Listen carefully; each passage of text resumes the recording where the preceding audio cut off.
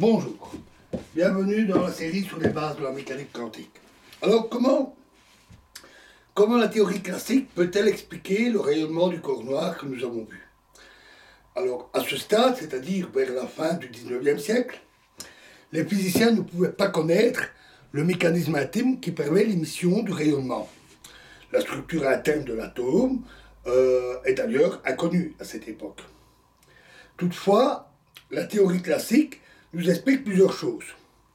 Alors, premièrement, la température dans un solide est due aux vibrations des atomes de ce solide. Plus c'est chaud et plus il vibre. En fait, la température est une mesure directe de cette agitation et c'est même l'image de cette agitation. La température est cette agitation. Deuxièmement, le rayonnement est une onde, c'est-à-dire une vibration électromagnétique qui se propage. Troisièmement, les atomes contiennent des particules chargées électriquement, les électrons. Et quatrièmement, les vibrations sont le domaine de la mécanique classique et de la thermodynamique, qui fait le lien entre la température et ses vibrations. Et on sait même relier l'énergie de vibration, l'énergie cinétique d'un atome en fonction de la température. Le rayonnement, et cinquièmement, le rayonnement, c'est le domaine de la théorie électromagnétique. Et la théorie de Maxwell montre qu'une charge électrique qui est accélérée, par exemple une charge électrique vibrante, émet un rayonnement électromagnétique. On peut donc supposer raisonnablement que les vibrations émettent un rayonnement électromagnétique, les vibrations des atomes. Et donc on peut raisonnablement supposer que les vibrations des atomes sont responsables du rayonnement qui est émis. Cela est cohérent avec le fait que la vibration d'une charge électrique provoque l'émission d'un rayonnement et avec le fait que le rayonnement augmente avec la température, tout comme les vibrations. On peut également supposer que les vibrations sont reliées à celle du rayonnement, c'est-à-dire que la fréquence de vibration d'un atome correspond à celle de la lumière qui est émise.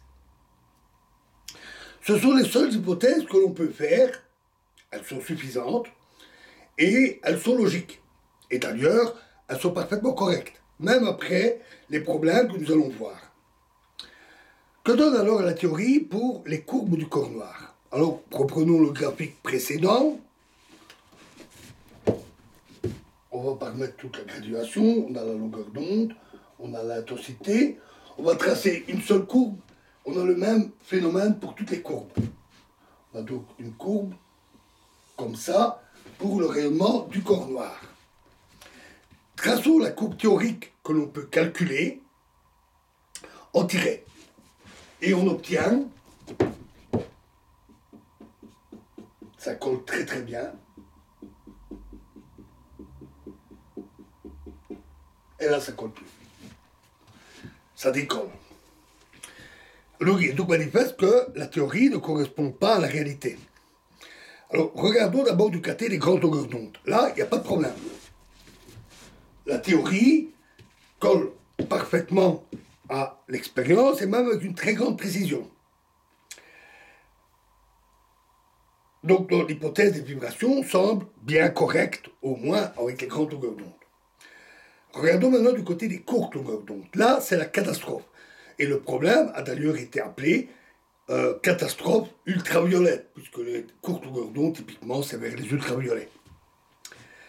La théorie prévoit que l'intensité du rayonnement doit continuer à grimper avec les courtes longueurs d'onde, alors que l'expérience prouve le contraire. La courbe théorique est même totalement absurde.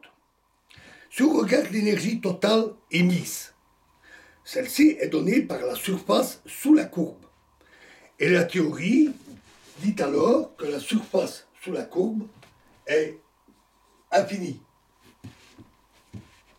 Donc une énergie émise infinie, à chaque seconde. C'est évidemment absurde.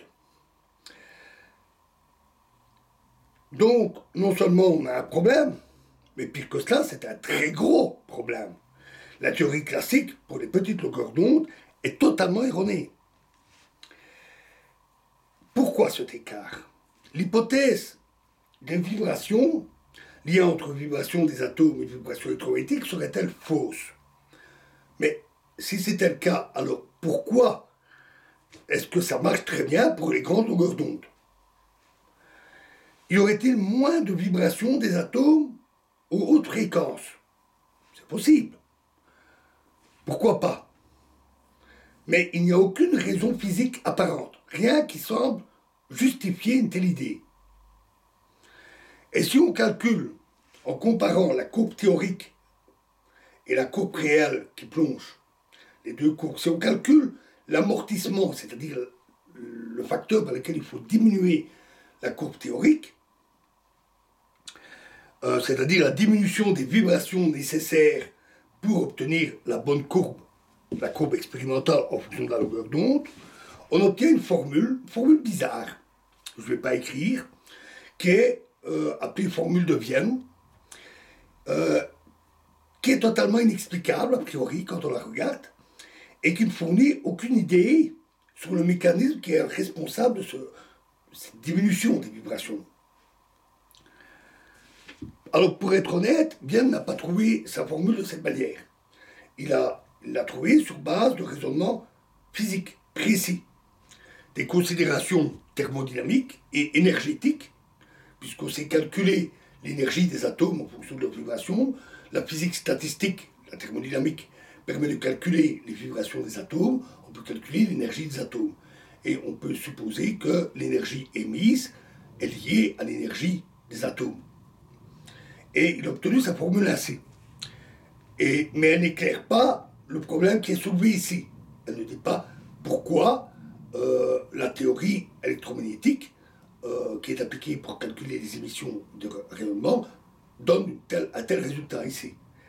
Et de plus, sa formule, la formule de Vienne, marche bien pour les courtes longueurs d'onde, c'est l'inverse ici, mais pas pour les grandes. Donc, il y a quelque chose qui nous échappe. Et dans la prochaine vidéo, on va voir l'arrivée de Planck, Max Planck, physicien, qui a aussi étudié le problème, qui est tombé sur les mêmes difficultés, mais qui est alors venu avec une curieuse idée. Je vous remercie.